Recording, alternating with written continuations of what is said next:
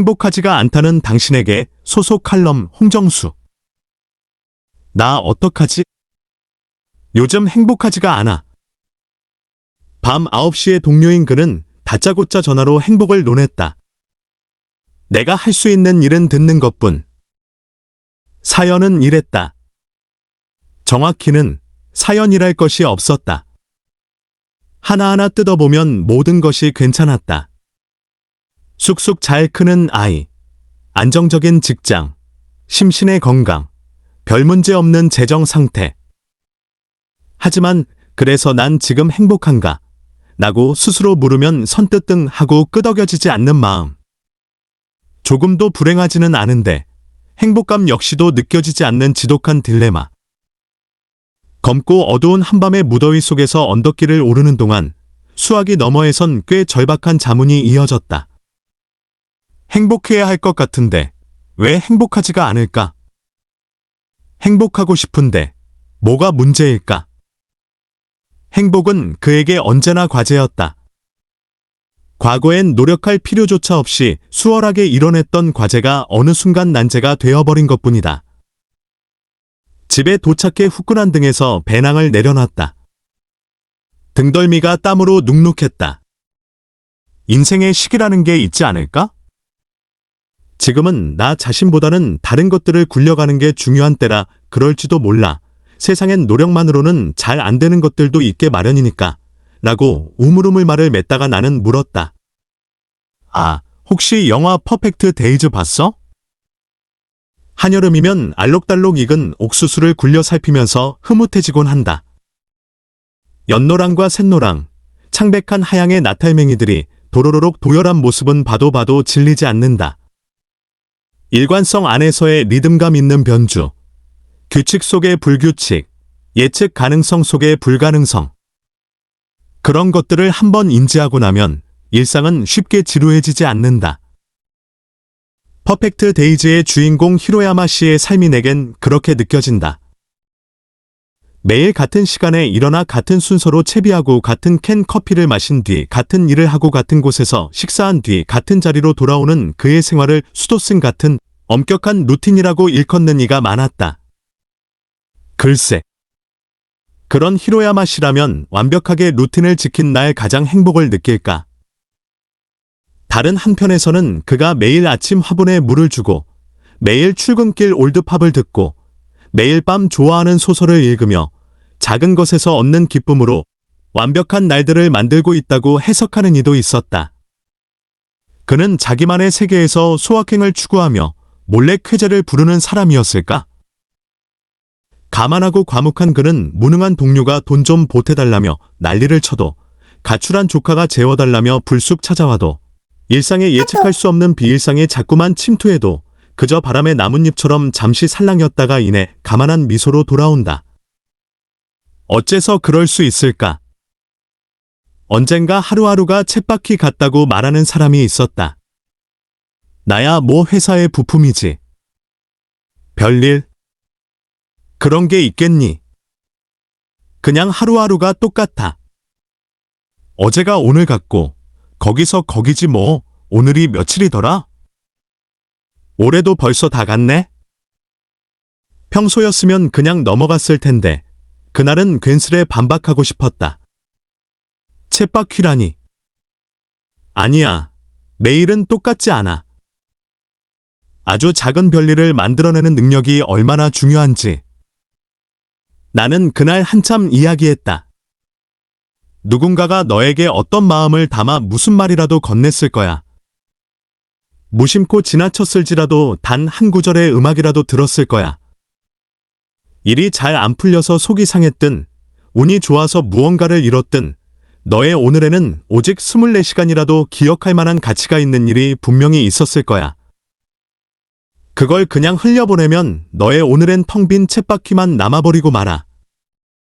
내일도 모레도 말이야. 히로야마 씨는 점심마다 공원 벤치에 앉아 편의점 샌드위치를 먹으면서 하늘을 본다. 오래된 나무의 일렁이는 푸른 잎들 사이에서 깜박거리는 햇빛. 구형 카메라를 꺼내든 그는 뷰파인더에서 눈을 떼고 우연의 의지의 셔터를 누른다. 과연 어떤 찰나를 찾고 싶은 것일까? 새벽녘에 현관을 나서 하늘을 한번 올려다본 뒤 그는 차 시동을 걸기 전 카세트 테이프들을 바라보며 몇 초쯤 생각에 잠기다가 하나를 고른다. 시부야의 도로를 지나는 동안 흐르는 올드팝 가사는 묘하게 그의 일상과 닮아 있다. 그날의 음악엔 어떤 마음이 담겼을까? 영화가 이어지는 내내 나는 그의 마음을 생각했다. 그의 일상 구조는 지극히 단순하게 짜인 것 같지만 마치 알록달록한 옥수수처럼 그 안에는 수많은 변주가 펼쳐지고 있다. 객석의 관객은 히로야마의 삶을 간접적으로 되풀이해 체험하면서 어느 순간 마침내 알아챌 수 있게 된다. 그의 일상은 그저 사소한 루틴의 반복이 아니라 중요하고 가치 있는 것들로 만들어진 세밀한 구성이라는 것을. 누구보다 삶의 주인인 그가 왜 눈시울을 붉히면서도 벅찬 얼굴에 미소를 머금을 수 있는지를. 밤 9시에 다짜고짜 전화해 행복을 논하던 동료에게. 행복이란 건 기한 내에 이뤄내고 증명해야 할 과제는 아닐 거야. 하지만 적어도 행복하지 않아서 불행하다라는 생각이 들진 않았으면 좋겠어. 나는 궁금해. 오늘 당신의 하루에는 마음을 담은 시간이 있었는지, 혹은 마음이 가는 순간들이 있었는지, 그 마음의 농도는 얼마나 진했는지, 어떤 중요한 일이기에 당신의 마음이 향했는지 말이야. 그날은 묻지 못했지만 이런 질문과 생각들이 당신의 행복을 찾는 데에 조금이나마 도움이 되었으면 해. 마음은 마치 자원 같은 거라서 분명히 쓸 수가 있어. 그 자원을 아끼지 말고 쓸 때만 행복을 이룰 수 있다고 나는 믿어. 귀히 여기는 일들에 기꺼운 마음을 쏟을 줄 아는 히로야마 씨처럼 말이야. 바이든 자진 사퇴가 보여준 미 정당 정치의 힘 최광숙 기자. 대선 코앞 후보 교체 미 민주당. 정당 민주주의의 역동성 보여줘. 활력 없는 국민이임 재건 시급. 당정 소통으로 정치 불능 극복을. 오는 11월 대선을 앞둔 미국 정치판이 영화보다 재미있다. 유세중 피격된 공화당 대선 후보 도널드 트럼프 전 대통령이 파란 하늘에 성조기를 배경으로 피를 흘리며 주먹을 쥔 모습은 디테일에 강하다는 봉준호 감독이 연출해도 그렇게 못했을 것 같다. 더 놀라운 장면은 인지력 감퇴 논란으로 사퇴 압박을 받던 민주당 대선 후보 조 바이든 대통령의 자진 사퇴다. 완주 의사를 굽히지 않던 바이든으로선 쉽지 않은 결정이었을 것이다. 선거를 불과 넉 달 앞둔 시점의 대선 후보 교체는 미국에서도 유례없는 일이다. 버락 오바마 전 대통령 등 민주당 전현직 지도부가 전방위로 설득했다. 현직 대통령인 대선 후보를 주저앉히고 카멀라 해리스 부통령을 대선 후보로 띄우는 민주당의 깜짝 3주일 프로젝트를 지켜보면서 미국 정당의 역동성과 힘에 주목하게 된다. 부통령으로 존재감이 없던 해리스였지만 대선 후보로 나서면서 폐색이 짙던 민주당의 활기를 불어넣고 단박에 트럼프와 접전 구도를 만들었다. 미국 민주주의는 정당 정치의 바탕을 두고 작동한다는 것을 재확인했다. 우리나라는 대통령 단임제여서 현 대통령의 대선 출마 자체가 불가능하지만 만약 비슷한 상황이 한국에서 벌어진다면 대선 후보 교체 같은 일이 일어날 수 있을까? 아마 많은 사람은 고개를 저을 것이다. 지금까지 국민의힘은 대통령을 설득할 수 있는 리더십은 물론 집권 여당으로서의 능력, 활력, 역동성을 보여주지 못했기 때문이다. 민주주의 국가에서 정당은 정부의 민심을 전달해 국민과 정부를 연결시켜준다. 효율을 중시하는 정부와 달리 민심에 민감하게 반응하기 때문에 정부 정책 등 주요 현안이 바르게 결정되도록 균형자 역할을 한다. 하지만 국민의힘은 대통령실의 의중에만 예민하게 반응하고 민심에는 고개를 돌렸다. 총선 패배와 비윤, 비윤석열, 인 한동훈 대표 체제 출범이 그에 따른 결과다. 이명박 전 대통령 시절 새누리당 원내대표를 지낸 황우여 전 비대위원장은 당시와 비교해 싱크탱크인 여의도 연구원, 당의 교육, 홍보 등 중추적인 기능이 거의 마비됐다. 당 쇄신이 필요하다고 걱정했다고 한다. 당 안팎에서 당이라고 할 수 없을 정도로 망가졌다는 한탄이 나올 정도다. 이는 지난 2년 동안 사실상 당대표가 7번 바뀌는 등 불안정한 체제 탓도 있지만 정치 양극화와 양당 대립 구도에서 치열하게 정당 활동을 하지 않아도 어차피 보수층은 내 편이라는 생각에 위기감과 절박감 없이 정치를 해왔기 때문이다. 한 대표가 최우선 과제로 무너진 당의 기강을 세우고 민심에 부응하는 정당으로 환골탈퇴시켜야 하는 이유다. 민심을 뒷배로 당에 힘이 실리면 정부는 당에 의지하지 않을 수 없다. 바이든은 인지력 논란과는 별개로 전당대회에서 확정된 대선 후보로서 절차적 정당성을 갖춰 버티면 버틸 수 있었겠지만 대선은 물론 하원 선거까지 망칠 수 있다는 우려의 당의 미래를 위해 자신을 희생하는 결단을 내렸다. 윤석열 대통령도 여당에 대한 존중과 배려의 마음을 가져야 한다. 원활한 국정 운영을 위해서는 여당의 백업이 필수적이기 때문이다. 여당 역시 정부를 통해 민생 정책을 챙겨야 한다. 대통령과 여당은 서로에게 필요한 존재다. 최근 윤 대통령과 한 대표 간 회동이 있었다는데 일회성으로 끝날 것이 아니라 정례 회동을 통해 당정 간 원활한 소통을 강화할 필요가 있다. 노태우 전 대통령 시절 민자당 대표를 지낸 김영삼 전 대통령은 회고록에서 서로 만나지 않으니까 작은 문제도 오해가 생기고 틈이 넓어졌다. 주례 회동은 아주 중요한 역할을 했다고 했다. 당시 내각제 각서 파문으로 당정 간 갈등이 극에 달했을 때 대통령과 당대표 간 주례 회동으로 간격이 좁혀졌다는 얘기다. 22대 국회 들어 의회주의자 김대중 정신을 이어받았다는 더불어민주당은 묻지마 탄핵과 입법 폭주 등으로 국회 기능을 마비시키고 있고 국민의힘은 이에 맞설 투지도 전략도 없는 무기력한 모습을 보여주고 있다. 윤 대통령과 한 대표가 진정으로 소통하는 것은 보수당 재건 차원을 넘어 작동 불능 상태에 빠진 한국 정치를 살리는 첫걸음이 될 것이다. 당장의 현실, 기후재앙. 우리 모두의 책임 유석호. 6월 중순부터 36도에 육박하는 극심한 폭염, 역대 가장 일찍 찾아온 열대야까지. 기후변화로 기존의 날씨 공식들이 깨지고 있다. 유난히 더위가 일찍 시작한 올해 6월, 서울의 평균 기온이 117년 관측 사상 처음으로 30도를 넘었다. 1년 중 가장 덥다는 7에서 8월만큼이나 기온이 오른 것, 사실상 여름, 하루 평균 기온 20도 이상 지속, 이 5월 말에서 9월로 늘어나면서 폭염 시작도 점점 당겨지는 것이다. 비가 내리는 양상도 바뀌었다. 장마 이후 비교적 뚜렷했던 강수 휴지기가 점점 사라지고 언제든 폭우가 쏟아질 수 있는 환경으로 바뀐 것이다. 전문가들이 과거 기상이변으로 여겼던 극한 날씨들이 앞으로는 새로운 표준이 될 것이라고 경고하는 이유다. 지난 9일 밤부터 10일 새벽 사이 충청권과 전북, 경북을 중심으로 기록적인 비가 내렸다.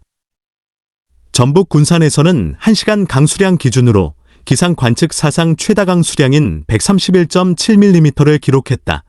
지역 연 평균 강수량 1246mm의 10%를 상회. 특히 군산 어청도엔 1시간 사이 146mm를 기록했다. 기상청은 200년에 한 번 나타날 수준의 강수 강도라고 밝혔다. 다른 나라 사정도 50보백보다. 지난주 이탈리아의 폭염이 지속되면서 남부 풀리아주 바리 인근 조비나초 해변을 비롯해 로마 외곽 등지에서 온열 질환으로 68에서 80세 노인 5명이 숨졌다. 이탈리아 보건부는 지난 주말 27개 대도시 가운데 11개 대도시에 폭염 경보를 발령했다. 보건부는 섭씨 37.8도가 넘는 폭염이 적어도 이달 말까지 계속될 것으로 전망했다. 전문가들은 기후 위기로 인해 폭염, 가뭄, 폭풍우, 홍수 등 극심한 기상현상이 빈번하고 강렬해지고 있다고 지적했다. 이탈리아 중부와 남부 지역이 불볕더위에 시달리는 동안 북부의 많은 지역은 폭우와 폭풍으로 홍수와 산사태 피해가 잇따랐다. 지난달 사우디아라비아 메카로 향하는 이슬람 성지순례, 하지, 기간 51.8도를 찍는 극심한 무더위로 성지순례자 1,300여 명이 숨졌다. 이보다 앞서 지난 5월 21일 영국 런던 발 싱가포르 행 항공기가 난기류로 태국 방콕에 비상 착륙하면서 한 명이 숨지고 70여 명이 다치는 일이 벌어졌다. 그런가 하면 극과 극으로 다른 지역의 날씨에 미국이 몸살을 앓고 있다. 한쪽에선 섭씨 55도 폭염, 다른 한쪽은 허리케인이 덮쳐 인명피해까지 속출하고 있다. 덥기로 유명한 미국 서부 데스밸리 국립공원은 이달 초 섭씨 55도를 기록, 관측 사상 최고 기온을 경신했다. 같은 미국이지만 텍사스는 완전 다른 모습이다. 지난 8일, 허리케인, 베릴, 경보가 발령된 휴스턴 인근에는 거센 비바람에 나무가 가정집을 덮쳐 2명이 숨졌고 150만 가구의 전기 공급도 중단됐다. 대서양에서 역대 가장 이른 시기에 최고 등급으로 발달한 베릴이 카리브해를 휩쓸며 10명이 숨진 데 이어서다. 지난 5월 초순 브라질 남부 지역을 강타한 폭우로 사망 실종자가 220명을 넘어섰고 15만 5천 명이 집을 빠져나와 대피하는 등 큰 피해를 입었다. 인도에서는 지난달 말부터 약 2주간 북동부를 중심으로 내린 폭우에 벌써 30개 지역에서 홍수가 발생한 상황이다. 현재까지 홍수로 인한 사망자 수는 50여 명, 피해 주민도 210만여 명에 이른다는 소식이다. 극단적 날씨는 한여름 휴가 풍속도마저 바꾸어 놓았다. 이탈리아 시칠리아의 경우 최근 극심한 가뭄으로 더는 관광객을 받을 수 없게 됐다. 현지 당국이 가뭄으로 인한 비상사태를 선언, 물 사용량이 제한되면서 숙박시설들은 화장실과 샤워시설 등을 제대로 갖출 수 없게 된 것. 그리스에선 6월 한 달간 관광객 약 10명이 열사병 등으로 사망하거나 실종됐다. 결국 당국은 낮 시간 아테네의 유명 유적지 아크로폴리스 등의 방문을 제한했다. 실제 기후재앙의 현실을 맞닥뜨리고 나서 정신이 번쩍 들었다. 지난 4월 11일부터 20일까지 일정으로 아내와 지중해 시칠리아와 몰타를 여행하던 중 예기치 않은 복병을 만났다. 몰타에서 20일 아랍에미리트 두바이 공항을 거쳐 인천공항으로 귀국하는 일정이었으나 두바이 공항 침수 사태로 변수가 생긴 것. 당초 예약한 아랍에미리트, UAE, 항공을 탈 수 없게 돼 다시 호텔로 돌아와 1박을 더하고 이튿날 에어 몰타를 타고 영국 런던 게트 윗공항에 도착.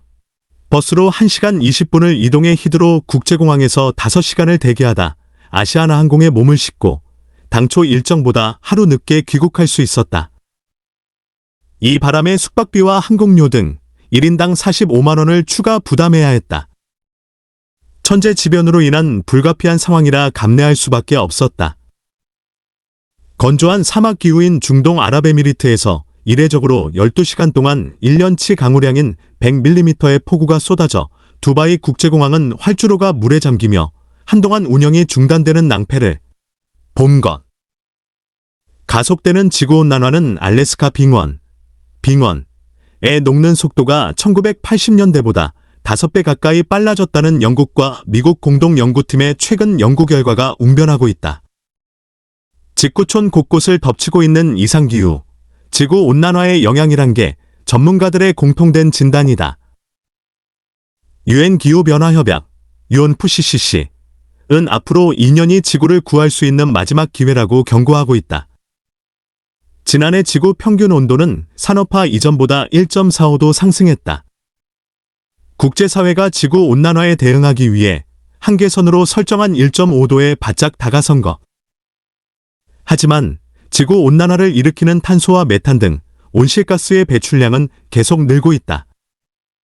지난해 대기 중 이산화탄소 평균 농도는 419.3ppm으로 산업화 이전보다 50% 증가했다. 정부뿐만 아니라 일반 시민들도 당장 적극적인 기후 행동에 나서야 하는 이유다. 지금 움직이지 않으면 언제 움직일까? 존 F. 케네디